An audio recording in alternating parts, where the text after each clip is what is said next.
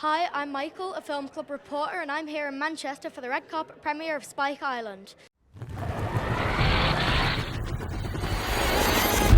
Gates, fences, dibble, security guards. Rivers that soppy scousers sing soppy songs about. None of them are going to stop us from getting in. Nothing is. 1990, 2 days before the Stone Roses define an era. How did you recreate the atmosphere to make the gig as realistic as possible? See, well, that was the hardest thing for us. That was the biggest challenge because originally in the script, the band never made it inside the fences of Spike Island because we thought, well, it's impossible. You know, you'd need like a Hollywood budget to try and recreate 30,000 people in a field.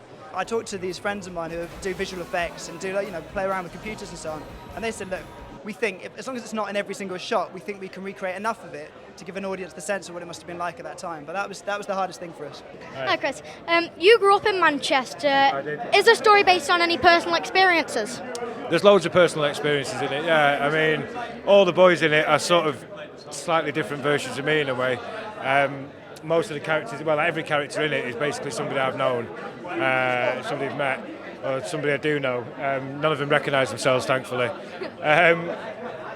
But yeah, there's a lot. I mean, the fact that they get let down with their tickets for the Spike Island gig, that happened to me, and that's kind of one of the reasons why I wrote it, and one of the reasons that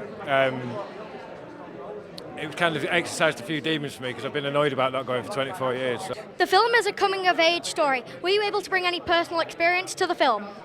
Yeah, I think we were all able to do that in our own way, just because we've all been teenagers and we all know what it's like to grow up and have crushes on girls and go out and have idols as band members and stuff like that. So yeah, I think we all knew we'd all been through it all, hadn't we? Do you know what I mean? So yeah, it was not easy, but it was fun, a lot of fun to go back and recreate it. Yeah.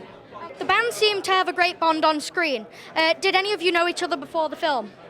Well, yeah, a little bit actually. Yeah, well, we've done a little bit of work together, like in Shameless a few years ago. So I knew him from then. So it was just like dead easy, just like meeting one of my mates. So and the same, well, obviously the other way around. But with Nico as well, I've known Nico since I've been about 16 years old. So he was playing my best mate in the film. It was perfect. It was like, well, it was. I was acting with my best friend, so he just made the job perfect. Your haircut is very characteristic at the time. Did this help you get into character?